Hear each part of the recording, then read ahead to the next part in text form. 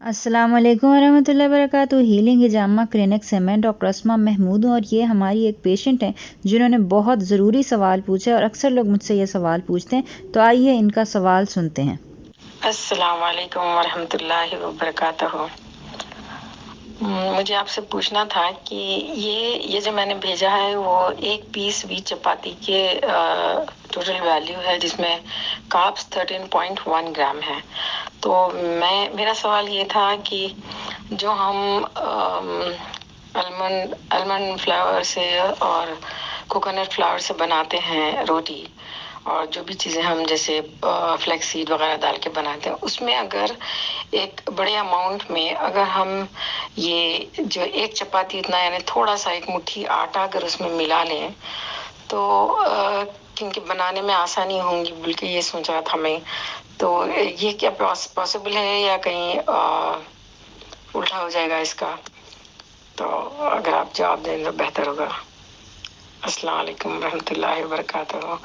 जज़ाकुमुल्लाह खैर। तो सवाल ये है कि हम थोड़ी सी गंदम इस्तेमाल कर सकते हैं कि नहीं। तो बेसिकली अगर आप डाइट इसलिए फ़ॉलो कर रहे हैं कि आपको एक एंटी इन्फ्लेमेटरी इफ़ेक्ट चाहिए कीटोजेनिक डाइट का, तो उसके अंदर ये है कि हम गंदम बिल्कुल नहीं इस्तेमाल करेंगे, खा वो 1 चम्मच हो, खा वो 1 कप हो, खा वो इससे ज़्यादा हो या इससे कम हो, क्योंकि गंदम के अंदर ग्लूटेन, ग्लाइडेन, माइलोपेक्टिन बहुत सारी ऐसी मुज़र प्रोटीन्स हैं जो कि इन्फ्लेमेशन यानी कि सोजिश कॉज करती हैं।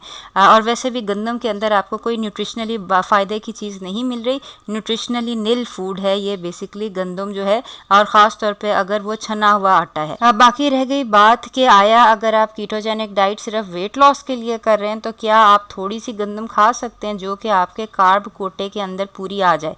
तो इसके अंदर थोड़ा सा ना हमें ये देखना होगा कि कार्बोहाइड्रेट्स जो हम खाते हैं ना वो 2 किस्म के होते हैं। एक तो सिंपल कार्बोहाइड्रेट्स होते हैं, कॉम्प्लेक्स कार्बोहाइड्रेट्स होते हैं।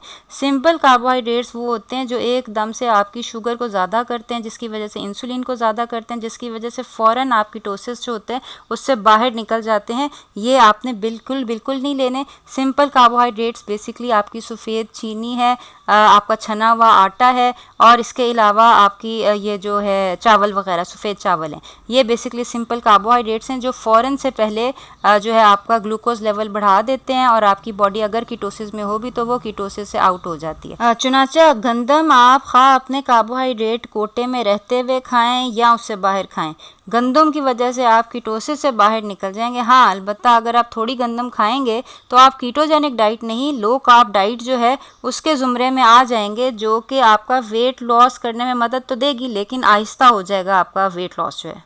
और उसकी वजह यह है कि वीट यानी गंदम का ग्लाइसेमिक इंडेक्स जो है वो बहुत ज़्यादा होता है। इस सिलसिले में एक बात बहुत ज़रूरी है, कुछ लोग ब्राउन ब्रेड जिसको ब्राउन ब्रेड कहते हैं या छोकर का जो आटा है वो लेते हैं। आपका जो खा वो होल वीट हो या वो रिफाइंड वीट हो यानी कि मैदा हो या छिलके समेत आपका आटा आपने चक्की से पिसवाया हो, दोनों के ग्लाइसेमिक इंडेक्स में कुछ ज़्यादा फ़र्क नहीं है।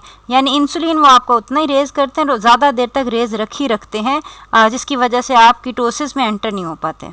यानी कि अगर आप अपने कार्बोहाइड्रेट्स काउंट कर रहे हैं और अपने कार्बोहाइड्रेट कोटे के अंदर खा वो 5 ग्राम है, 15 ग्राम है, 20 ग्राम है या इवन 50 ग्राम है, उसके अंदर रहते हुए कोई ग्रेन्स यूज़ करना चाहते हैं तो उसके लिए ख़ास तौर पे रोटी बनाने के लिए बेहतरीन जो ऑप्शंस हैं वो या बेसन है या आलू है या किनवा है या इवन जौ है कि आप थोड़ी मिकदार में यूज़ कर लें। इन सब का ग्लाइसेमिक इंडेक्स इतना ज़्यादा नहीं है, इसलिए ये इंसुलिन को इतना ज़्यादा रेज़ नहीं करते हैं और आप कीटोसिस में अगर हैं तो कीटोसिस से किक आउट नहीं होंगे। और मेरा मशवरा यही है कि ये मुख्तलिफ़ किस्म की रोटियां, जौ की या बेसन की या किनवा की, ये सब रोटियां इस्तेमाल करके देखें। क्यों हमारे मुंह के ऊपर सिर्फ गंदम का ही जायका चढ़ा हुआ है? गंदम न्यूट्रिशनली नील है। इसके ऊपर मैं विलियम डेविस की किताब वीट बेली के ऊपर से वीडियो बना चुकी हूँ, why I should leave meet, ये हमारे यूट्यूब चैनल के ऊपर है। इसके अलावा बहुत सारी और वीडियोज़ हैं जिसके अंदर पता चलता है कि गंदम ना सिर्फ ये कि फ़ायदेमंद नहीं है बल्कि उल्टा नुकसानदेह है।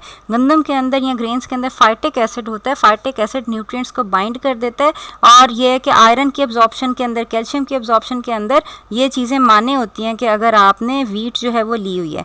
तो ये है कि ये आप देख लें, अगर आपने रोटी बनानी है तो आप उसके अंदर वो आटे इस्तेमाल करें जो हाई ग्लाइसेमिक इंडेक्स ना हो। तो आपके जहन में और कोई सवाल हो तो हमें दिए गए नंबर पर ज़रूर कॉल कीजिए और पूछिए। और ये है कि अपना ख्याल रखिए, आइंदा मुलाकात होती है। अस्सलाम वालेकुम वरहमतुल्लाहि वबरकातुहू।